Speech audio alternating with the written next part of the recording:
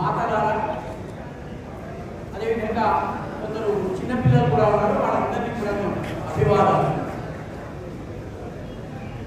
ఈ కార్యక్రమాన్ని ఏర్పాటు చేసినటువంటి వాళ్ళు వీళ్ళ కాంబినేషన్ చాలా గొప్పగా ఉంది. ఒకరేమో అమితాబ్ బచ్చన్ 6 అడుగుల పొడుగైనటువంటి వాడు, ఒకరేమో జయా బచ్చన్ 5 అడుగుల సంథింగ్ మాత్రమే. మా ఇద్దరిని ఒక వేదిక మీద ఒక ఫ్రేమ్లో ఎలా పడతారో నేను చూడాలనుకుంటున్నాను.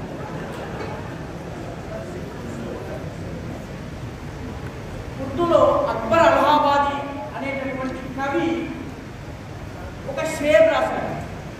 ఆ షేర్ ఏంటంటే, క్యా కహే అహబాబ్ కారే నుమాయా కరగయే, ఏమయ్యా ఏమి గొప్ప పని చేశావు నువ్వు, చెప్పుకోదగ్గ గొప్ప పని ఏం చేశావు.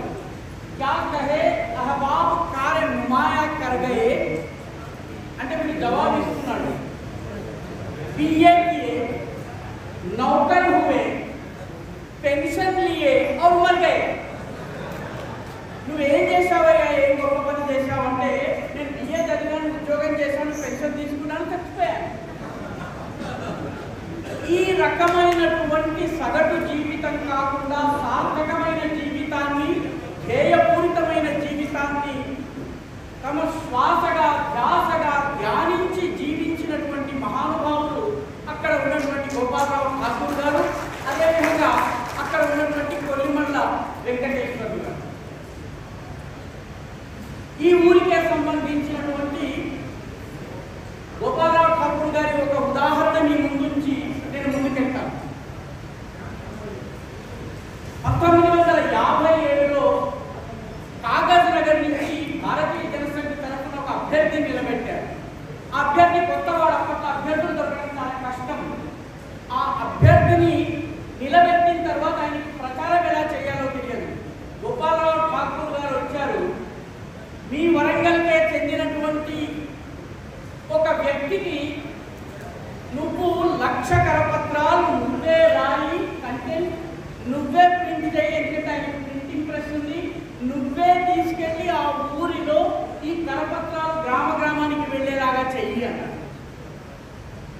ఈ మాట చెప్పి గోపాలరావు ఠాకూర్ గారు వెళ్ళిపోయారు.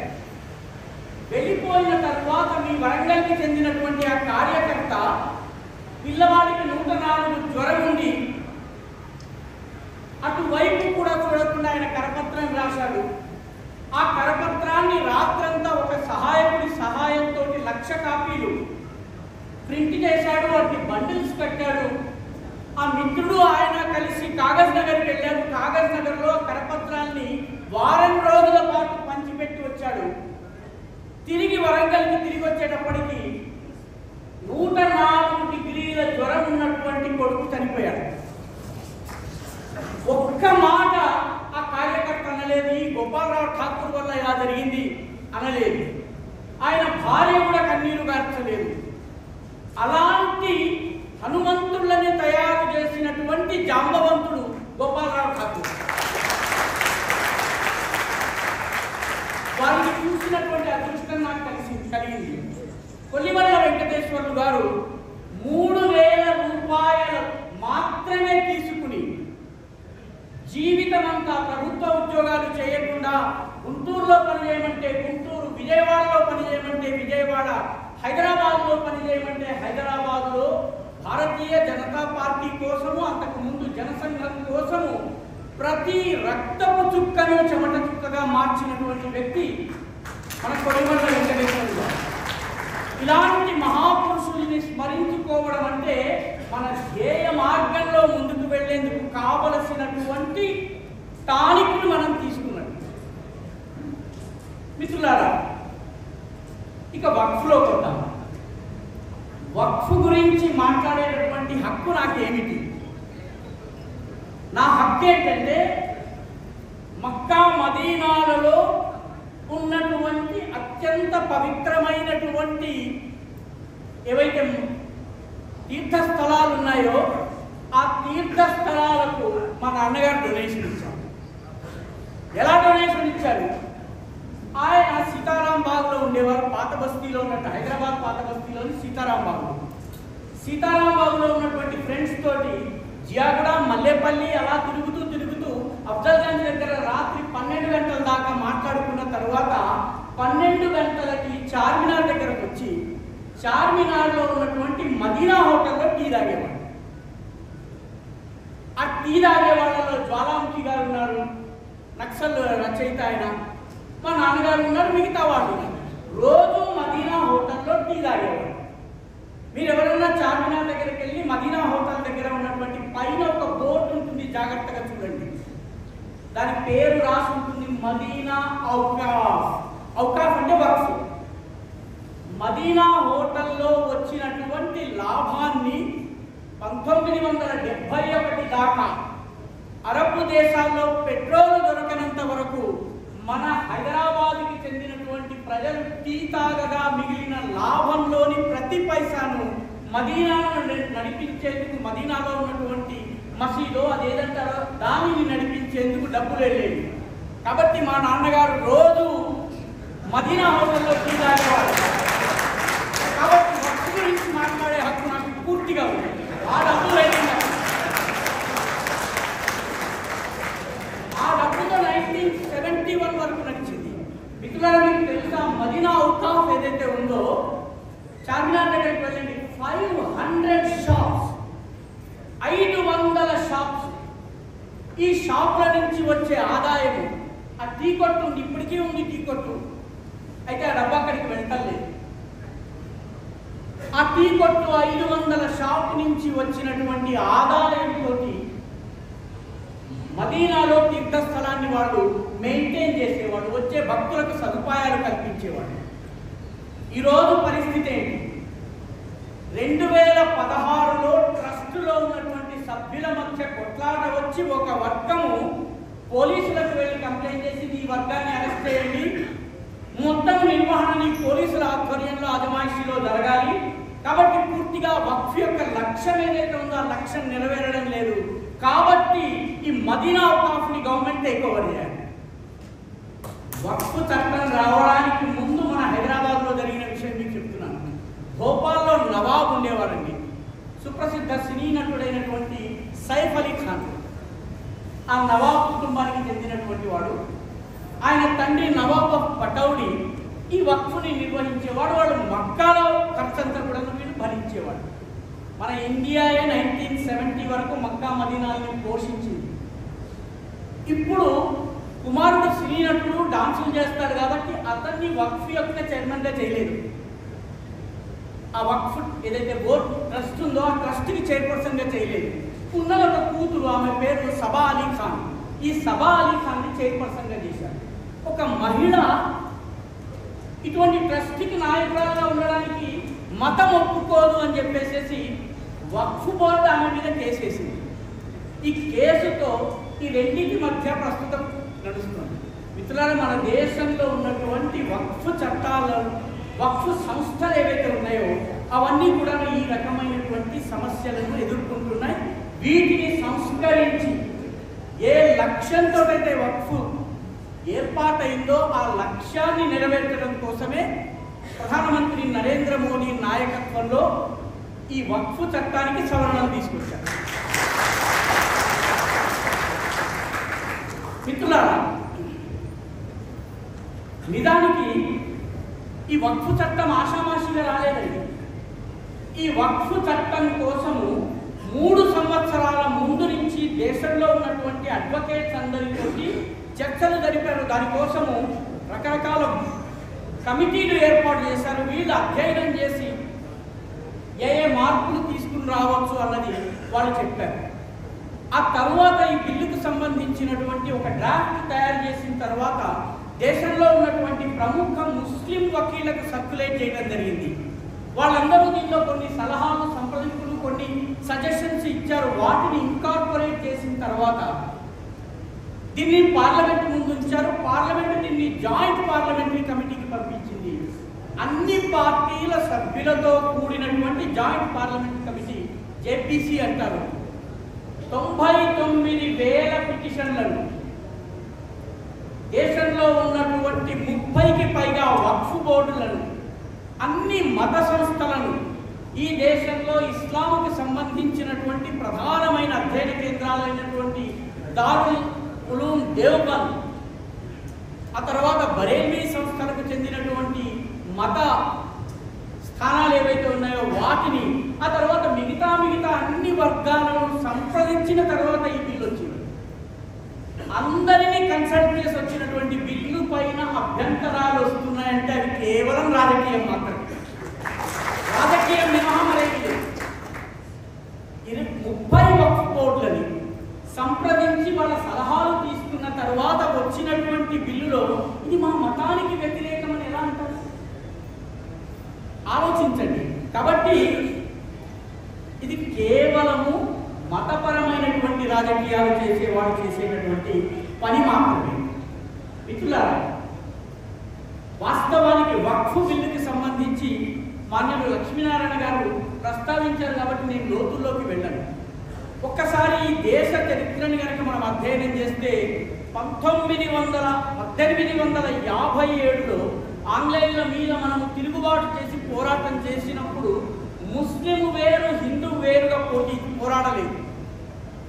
మరాఠా హిందువులు, రాజపుత్ర హిందువులు ఢిల్లీలో రాజుగా ఉన్నటువంటి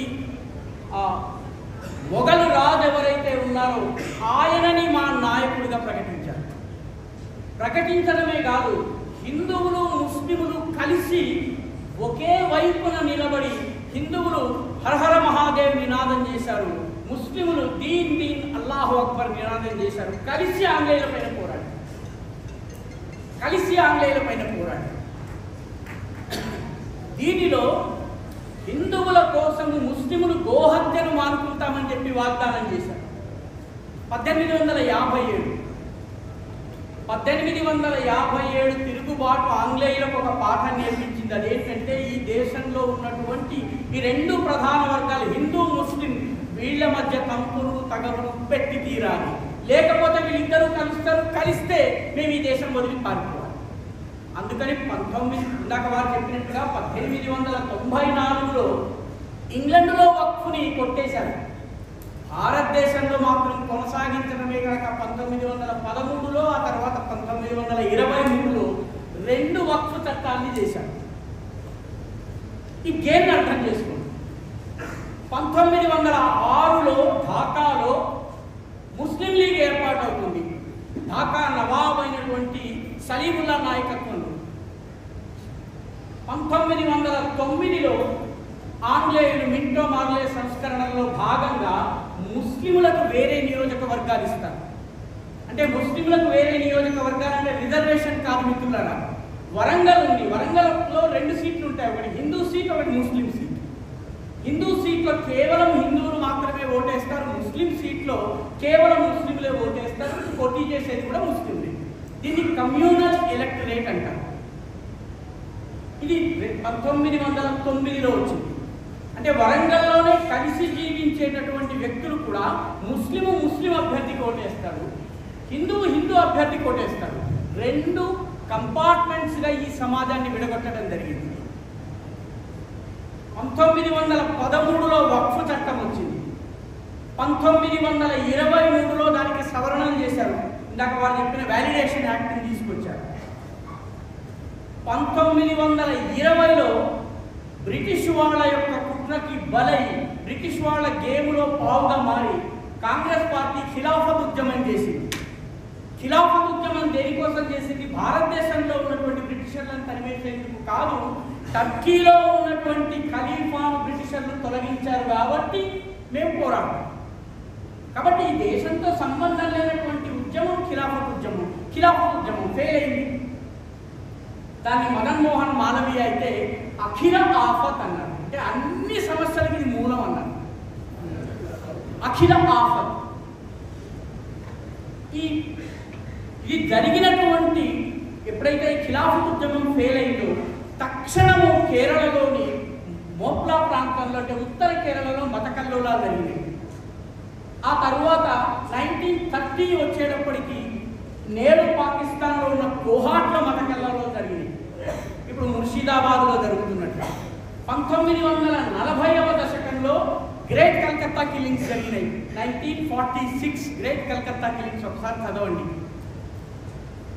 ఇవన్నీ కూడా ఒక పథకంలో భాగంగా జరిగినాయి. ఈ మధ్యలోనే ఈ దేశంలో 1935లో ముస్లిం పర్సనల్ లా అనేటటువంటి లాను తీసుకొచ్చారు.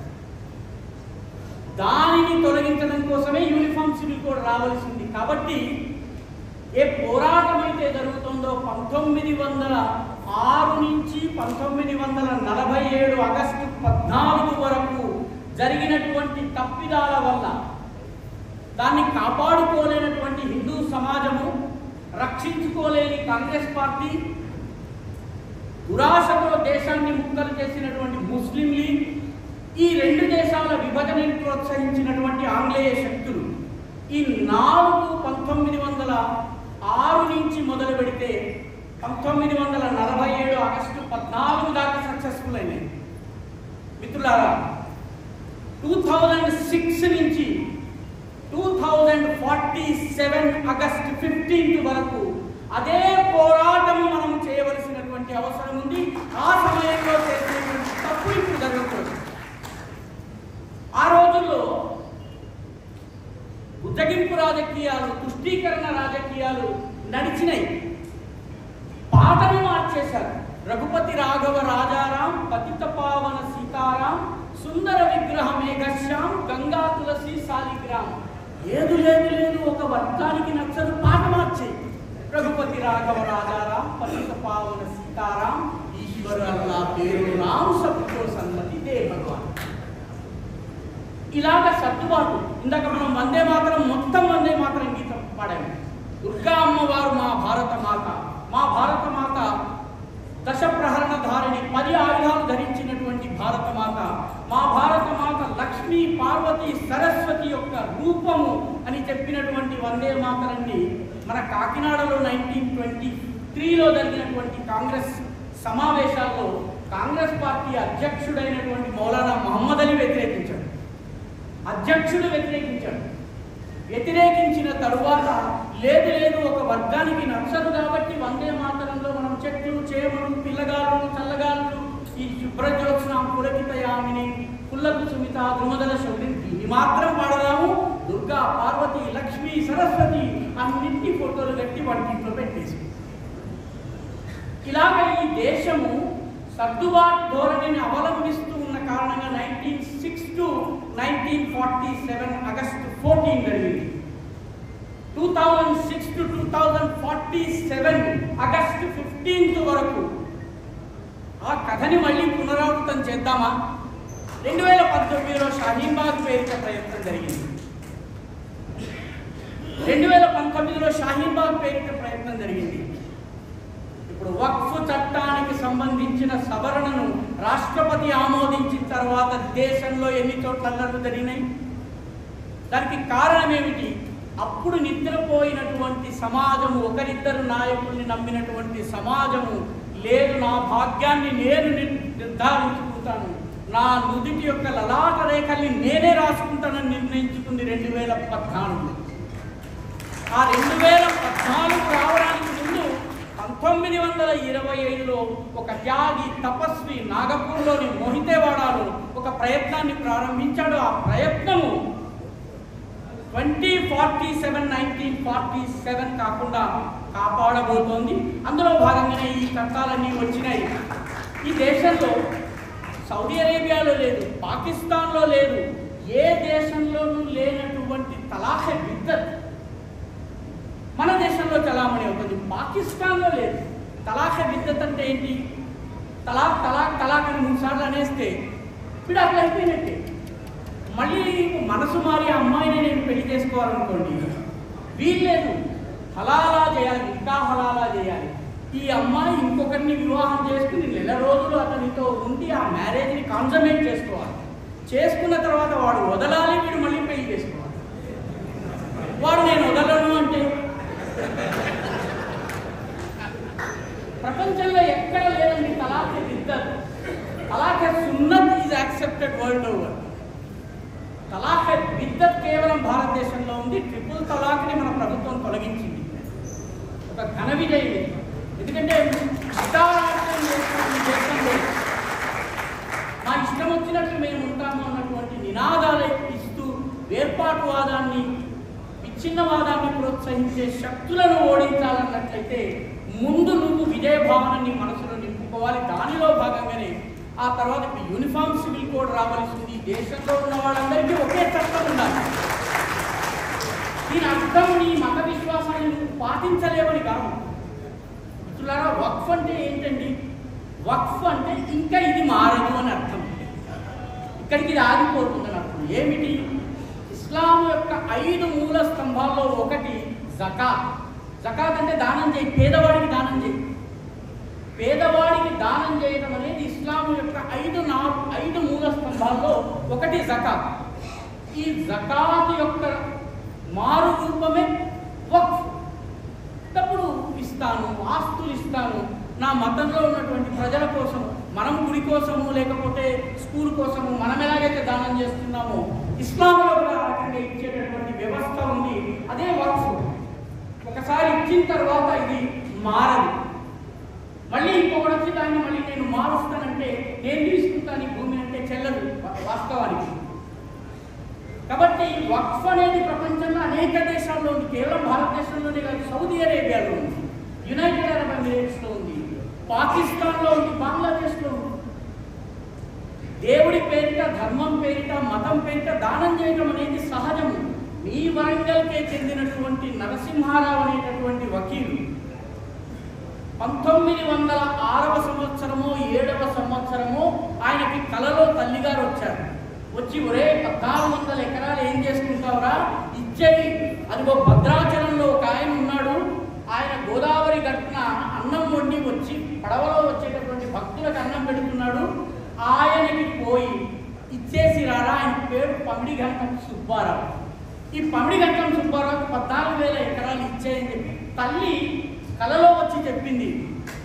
ఈ వరంగల్కి చెందినటువంటి నరసింహారావు అనేటటువంటి అడ్వకేట్ గారు పొద్దునే జట్కా బండి కట్టించుకుని భద్రాచలం వెళ్ళాడు. గోదావరి గట్టు దగ్గరికి వెళ్ళి, ఎవరండి ఈ పమిడిగంటం సుబ్బారావు గారు అంటే చిన్న గోచిపాత కట్టుకున్నటువంటి ఒక వ్యక్తి ఉన్నాడు. ఆ వ్యక్తి దగ్గరికి వెళ్ళాడు. ఇదిగోండి కాగితాలు, 1400 ఎకరాలకు సంబంధించినటువంటి కాగితాలు ఇవి తీసుకోండి. ఈ మా అమ్మ ఇమ్మకి ఇచ్చేసాను తీసుకోండి అన్నాడు. మారు మాట లేకుండా ఆయన వచ్చేసాడు. ఇక్కడ భద్రాచలంలో ఈ రోజుకి మీ ఊరి నరసింహారావు గారు దానం చేసిన 1400 ఎకరాలతో స్థాపించినటువంటి అంబసత్రం ఉంది. దురదృష్టం ఏంటంటే ఈ అంబసత్రంలో వక్ఫ్ బోర్డులో ఎలా చెదలుబట్టాయి అలా చెదలుబట్టి 1400కి 1400 ఎకరాలు అన్యాక్రాంతం అయ్యాయి. చర్చిలు కూడా వెలిశాయి. కాబట్టి ధర్మం కోసం దానం చేయడం అనేది సహజమైన మానవ ప్రవృత్తి. ముస్లిం కూడా తన మతం కోసం, తమ ధర్మం కోసం, తమ మతంలో ఉన్నటువంటి పేదల కోసము వక్ఫ్ ఇవ్వడం మంచిది, ఇవ్వాలి. ఆ వక్ఫ్ ఆస్తులను సంరక్షించాలి. కాబట్టి ఇవ్వడం మంచిది, వాటి వల్ల సమాజానికి మేలు జరగడం మంచిది. వాటిని సక్రమంగా సరిగ్గా అవి పనిచేసేలా చేయాలి. ఈ 3 చాలా ముఖ్యము. 3వ పని ప్రభుత్వం చేస్తుంది. మొదటి పని ఇస్లామిక్ సమాజం చేసుకోవాలి. 3వ పని అది సరిగ్గా నడుస్తోందా లేదా అన్నది ప్రభుత్వం చేస్తుంది. మిత్రులారా, మీకు నేను కొన్ని గణాంకాలు చెప్తాను. అసలు ఈ వక్ఫ్ చట్టానికి సంబంధించి ఈ దేశంలో మిలిటరీ తరువాత, మిలిటరీ తర్వాత, రైల్వే తర్వాత అత్యంత ఎక్కువ భూమి ఉన్నటువంటి భూస్వామి వక్ఫ్ బోర్డు. ఎంత ఉంది?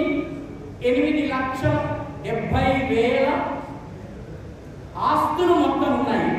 ఈ మొత్తం ఆస్తుల యొక్క భూమిగా లెక్క కట్టినట్లయితే దాని ఆస్తి అంతా కలిపి 9,40,000 ఎకరాలు. ఈ 9,40,000 ఎకరాల మొత్తం విలువ ఎంత అంటే 1.2 లక్షల కోట్లు. మన మైనారిటీ విభాగాలు, అన్ని రాష్ట్రాల మైనారిటీ విభాగాలు మైనారిటీల కోసం ఖర్చు పెట్టే మొత్తం కన్నా ఇది ఎక్కువ. అయినా ఇస్లాంలో పేదరికం, ముస్లింలలో పేదరికం ఎందుకు ఉంది? అయినా వాళ్ళలో పేదరికం ఉందంటే ఈ వక్ఫ్ ఆస్తులు దుర్వినియోగం అవుతుంది. మొత్తం ఉన్నటువంటి దాంట్లో స్థిరాస్తులు ఎన్ని అంటే 8,72,328 ఇమ్మూవబుల్ ప్రాపర్టీస్, చరాస్తులు 16,713, మొత్తము వక్ఫ్ ఎస్టేట్స్ మదీనా ఒక ఎస్టేట్. ఆ రకంగా 3,56,050 వక్ఫ్ ఎస్టేట్లు ఉన్నాయి. ఈ దేశం మొత్తంలో 30 వక్ఫ్ బోర్డులు ఉన్నాయి. గమనించాల్సినటువంటి విషయం ఏంటంటే ఈ మొత్తం వక్ఫ్లో మతం కోసం ఖర్చు అవుతున్నది ఎంత? మసీదుల రూపంలో, పేదలకు ఇచ్చేటటువంటి మసీదుల రూపంలో, మద్రసాల రూపంలో, లేకపోతే సరాయ్ ఖానాల రూపంలో. మీరు ఎవరైనా సికింద్రాబాద్కి వెళ్తే సికింద్రాబాద్ రైల్వే స్టేషన్కి ఎదురుగా పోచమ్మగుడి ఉంటుంది. దానికి పక్కనే ఒక బోర్డు రాసి ఉంటుంది, సరాయ్ ఖానా అని రాసి ఉంటుంది. సరాయ్ ఖానా అంటే ఏం లేదండి, సత్రం. మనం తెలుగులో సత్రం అంటాము, వాళ్ళు సరాయ్ ఖానా అంటారు. సికింద్రాబాద్ రైల్లో దిగిన వాడికి స్నానం చేసుకుని ఫ్రెష్ కావడానికి 4 ముద్దలు తినడం కోసం సరాయ్ ఖానా ఏర్పాటు అనేది వక్ఫ్ ప్రాపర్టీ. అది మీరు ఎప్పుడన్నా సరాయ్ ఖానాలోకి వెళ్ళండి, ఏం వ్యాపారాలు నడుస్తాయో ఏం నడుస్తాయో చూస్తే మీరు ఆశ్చర్యపోతారు. మొత్తము ఉన్నటువంటి 8.7 lakh ప్రాపర్టీస్ ఏవైతే వక్ఫ్లో ఉన్నాయో వీటిలో 52% నాన్ రిలీజియస్ పర్పసెస్, మతం కోసం వాడటం లేదు. వాళ్ళు దుకాణాలు నడుపుకుంటున్నారు, ఇవి చేస్తున్నారు, చిన్న చిన్న పనులు చేస్తున్నారు, పంచర్ షాపులు పెట్టుకుంటున్నారు, బట్టల దుకాణాలు పెట్టుకుంటున్నారు. వాటి వల్ల వచ్చేటటువంటి ఆదాయం మన దేవాదాయ శాఖ అధీనంలో ఉన్నటువంటి దేవాలయ భూముల నుంచి ఎలాగైతే చిల్లర పైసలు ఎండోమెంట్స్ డిపార్ట్మెంట్కి వస్తున్నాయో, నోట్లు కూడా రావడం లేదు, అదే పరిస్థితి ఇక్కడ కూడా ఉంది. కాబట్టి దీనిని కూడా సంస్కరించవలసిన అవసరం ఉంది. ఈ మొత్తం వీటిలో 48% గ్రేవ్ యార్డ్స్ కోసం ఉంది. అంటే కేవలం 30% మాత్రమే రిలీజియస్ పర్పస్ కోసం వాడుతున్నారు. మిగిలినవన్నీ కూడా నాన్ రిలీజియస్, మతంతో సంబంధం లేదు. అంటే వక్ఫుల నిర్వహణ సరిగ్గా జరగలేదు. అయితే ఈ దేశంలో జరిగింది ఏంటి? 1955లో జవహర్లాల్ నెహ్రూ గారు తన సదుద్దేశంతో వక్ఫ్ చట్టాన్ని తీసుకొచ్చారు. రాజ్యాంగం ఏర్పాటు అయిన తర్వాత ముస్లిం ఆస్తులు ఏవైతే ఉన్నాయో వాటికి రక్షణ ఉండాలి, ధార్మిక ఆస్తులు. వాటి వల్ల ప్రజోపయోగం జరగాలి, స్కూళ్ళు నడవాలి, యతీంఖానాల అనాథాలయాలు నడవాలి, హస్పతాల్ దవాఖానా నడవాలి, జజ్గీఖానా స్త్రీల ప్రసూతి హాస్పిటల్ నడవాలి, ప్రసూతి కేంద్రాలు నడవాలి. ఈ రకమైనటువంటి ఉద్దేశంతో 1955 చట్టం తీసుకొచ్చారు. అంటే దీనిని సక్రమంగా అమలు చేయలేదు. 1995కి వచ్చేటప్పటికీ ఈ దేశ రాజకీయ నాయకుల్లో బేరసారాల ప్రవృత్తి మారింది. ఎంత బేరసారాల ప్రవృత్తి వచ్చిందంటే 1992లో అయోధ్యలో బాబరీ కట్టడం కూలింది, బానిస కట్టడం కూలింది. ఒక వర్గానికి కోపం వస్తుందేమో అని 95లో చట్టాన్ని మార్చేశారు. చట్టాన్ని మార్చి సెక్షన్ 40 తీసుకొచ్చారు. 1995 తర్వాత మళ్ళీ 2013లో తీసుకొచ్చారు. 2014 ఎలక్షన్స్కి ముందు దీనిలో సెక్షన్ 40 గురించి, వక్ఫ్ బై యూజర్ గురించి చాలా వివరంగా సార్ వర్ణించారు. కాబట్టి దాని గురించి నేను మళ్ళీ వెళ్ళను. ఈ వక్ఫ్ దీనిలో చట్టంలో ఏముండేది? పాత చట్టంలో ఉన్నటువంటి ఒక ముక్క మీకు చదివి వినిపిస్తాను. The board may itself collect information regarding any property which it has a reason to believe to be waqf property, and if any question arises whether a particular property is waqf property or not, or whether waqf is a Sunni waqf or Shia waqf, it may, after making such an inquiry as it may deem fit, decide the question. చట్టం ఏం చెప్తుందంటే ఇది వక్ఫ్ భూమి అని భావించినట్లయితే ఆ భావించినటువంటి మరుక్షణము ఒక enquiry conduct చేయాలి, ఇది వక్ఫ్ భూమి అని ప్రకటించాలి. ఈ సెక్షన్ 40లో చెప్పినటువంటి మరొక విషయం ఏంటంటే where the board has any reason to believe that any property of any trust or society registered in pursuance of Indian Trusts Act or under Societies of Registrations Act or under any other act is waqf property. అంటే మీరు ట్రస్ట్గా registration చేసిన trust చట్టంతో మీరు ఆస్తిని సృష్టించి సమాజం కోసం పెట్టిన దానిని గనక వక్ఫ్ బోర్డు వక్ఫ్గా భావిస్తే తీసేస్తుంది. ఎక్కం హిరణ్యకశిపుడు వాడు మొత్తం భూగోళం కావాల్సి వచ్చిందట. చిట్ట చివరికి వరాహావతారాన్ని ఎత్తి హిరణ్యకశిపుడిని చంపితే తప్ప పని కాదు. భూగోళాన్ని కాపాడాడు ఆయన. మొత్తం ల్యాండ్ గ్రాబింగ్ అన్నమాట. ఇది అర్థం చేసుకోవాల్సిన అవసరం ఉంది. ఎందుకు జరుగుతున్నది? రాజకీయ నాయకులు ఓట్ల కోసము ఏదన్నా చేయి, దాన్ని మేము సమర్థిస్తాం. ఈ భావన 1700 సంవత్సరాలుగా దేవాలయం ఉన్నటువంటి గ్రామము మాది అంటే మాది. మన ఆంధ్ర ప్రాంతంలో జరిగిన మాధవ్జీకి తెలుసు, గుంటూరు జిల్లాలో జరిగినటువంటి ప్రాంతంలో ఈ రకమైనటువంటి సంఘటనలు. కాబట్టి దీనిని సవరించేటటువంటి పని ఏదైతే ఉందో అది వక్ఫ్ చట్టము చేస్తోంది. కాబట్టి ఈ వక్ఫ్ చట్టాన్ని మనం అర్థం చేసుకోవడము, దీని పట్ల అవగాహనను పెంచుకోవడము, తద్వారా దీనిని మనం ఎలా ఉపయోగించుకోవాలి, ఈ సమాజం కోసం ఉపయోగించాలి. ఎందుకంటే వక్ఫ్ చట్టాన్ని, వక్ఫ్ని కొందరు అతివాదులు అసలు వక్ఫ్ ట్రిబ్యునల్స్ని తీసేయాలంటారు. తప్పు. వక్ఫ్ ట్రిబ్యునల్స్ దగ్గర దాదాపు 40,000 కేసులు పెండింగ్లో ఉన్నాయి. మీరు వక్ఫ్ ట్రిబ్యునల్ తీసేస్తే పోతాయి. వక్ఫ్ ట్రిబ్యునల్ ఉండాలి, వాళ్ళ హక్కులు వాళ్ళని కాపాడాలి. మతపరమైనటువంటి హక్కుని రాజ్యాంగంలో ఉన్నటువంటి సెక్యులరిజం వాళ్ళకి గ్యారెంటీ ఇస్తుంది. కానీ అవి దురుపయోగంగా ఈ పని కోసమే మొత్తం ఈ ప్రయత్నం జరిగింది. దానికి సంబంధించినటువంటి బిల్లు విషయంలో ఏదైతే ప్రయత్నం జరిగిందో ఈ ప్రయత్నం వెనుక ఏళ్ల పరిశ్రమ ఉంది అన్నది, కఠోరమైనటువంటి పరిశ్రమ ఉందన్నది కూడా మనం గుర్తుపెట్టుకోవాలి. ఒక 2-3 విషయాలని మీ ముందు ప్రస్తావించి నేను వక్ఫ్ చట్టము హిందూ వర్సెస్ ముస్లిం కాదండి, దయచేసి అలా భావించకండి. వక్ఫ్ చట్టంలో ఒక క్లాజ్ ఉంది, వక్ఫ్ ఈజ్ ఎసెన్షియల్లీ సున్నీ, ఓన్లీ సున్నీలకు మాత్రమే. 17% కన్నా ఎక్కువ ప్రాపర్టీలు షియాలకు చెందితేనే షియా వక్ఫ్ బోర్డు ఏర్పాటు. అందులో చాలా మంది ముస్లింలు కూడా ఒకటే భావిస్తాం. కాదండి, వాళ్ళలో అనేక తేడాలు ఉన్నాయి. సున్నీకి షియాకి పడదు. 15% వరకు షియా ఆస్తులు ఉంటేనే షియా వక్ఫ్ బోర్డు. మనకి చార్మినార్ దగ్గర అషూర్ ఖానా ఉంది, నూర్ ఖాన్ బజార్లో కొన్ని అషూర్ ఖానాలు ఉన్నాయి. చార్మినార్ దగ్గర విషయాలు చెప్తున్నాను. ఇవన్నీ కూడా తాజియాలు తీస్తున్నారు, బీబీకా ఆలం ఉంది.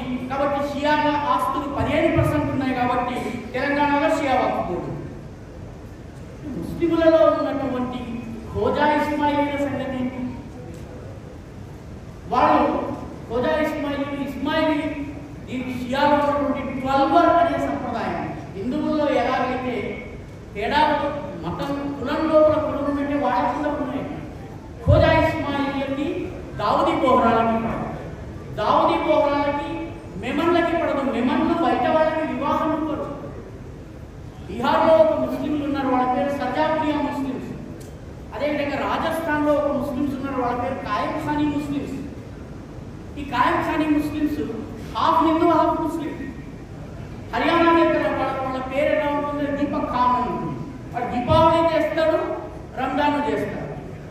మేవాట్ అని హర్యానాలో ఉంది. మన దగ్గర దూదెక్కులు చేసేటువంటి పని. ఉగాది రోజు తిరుపతి దేవస్థానంలో దుర్గా ధరించినటువంటి మహిళలు వెళ్తూ ఉంటారు. వాళ్ళందరూ దూదెక్కుల వాడు. ఎందుకంటే దూదెక్కుల వాళ్ళలో హిందూ ధర్మాన్ని కాపాడేందుకు పోతున్న వీరబ్రహ్మేంద్ర స్వామి దగ్గర నుంచి అనేక వ్యక్తులు ప్రయత్నం చేశారు. మనందరూ కూడా ఆదియోగి పాట విన్నాం. ఆదియోగిలో ఒక పాట, నాగుడు నన్ను ఇంకా యోగి గమ్మనని, యోగి గమ్మనని, త్యాగి గమ్మనని ఒక పాట ఉంది. మంగ్లీ పాడింది ఆదియోగి ఈ దగ్గర 2022లో. ఆ పాట రాసిన వ్యక్తి ఎవరో తెలుసా అండి? చిట్ట చివరి లైన్లో చెప్తాడు, మాటా మహాదేవు పేట మలికీదాస్ అని. మలికీదాస్ ఎవరండి? మాలిక్ ఇబ్రహీం అనేటటువంటి వ్యక్తి రాసిన తత్వము శివరాత్రి నాడు మనం పాడుకుంటున్నాం. కాబట్టి హాఫ్ హిందూ హాఫ్ ముస్లిం ఉన్నటువంటి అనేక తెగలు ఉన్నాయి. ఇదే విధంగా ఓవైసీకి అమానుల్లా ఖాన్కి గొడవ వచ్చింది. ఇద్దరు ఈయన మజ్లిస్ బచావ్ తహరీక్ పెట్టారు, ఆయన ఇది పెడితే ఓవైసీ ఏమని ఆరోపించాడు? ఏ ముసల్మాన్ నహీ హై. ఎవరైనా అంటే మెహదబీ పఠాన్ సచ్చే ముసల్మాన్ నహీ హై. మొన్న దాకా భుజం రాసుకుని మత కల్లోలాలు చేసినటువంటి పార్టీలో ఏ ముసల్మాన్ నహీ. కాబట్టి ఈ వక్ఫ్ చట్టము కేవలము సున్నీలకు మాత్రమే కాదు, షియాలకు మాత్రమే కాదు, దావుదీ బోహరాలు, ఖోజా ఇస్మాయిలీలు, అదేవిధంగా ఉన్నటువంటి రకరకాల తెగలు ఏవైతే ఉన్నాయో, మెమన్స్ ఉన్నారు, బోహరాస్ ఉన్నారు, అందరికీ కూడా షియా బోహరాస్ ఉన్నారు, వీళ్ళందరికీ కూడా సమాన ప్రాతినిధ్యం కల్పించమంటున్నారు. మహిళలకు కూడా ప్రాతినిధ్యం కల్పించమంటున్నారు. డిస్ప్యూట్లలో హిందువులకు సంబంధించి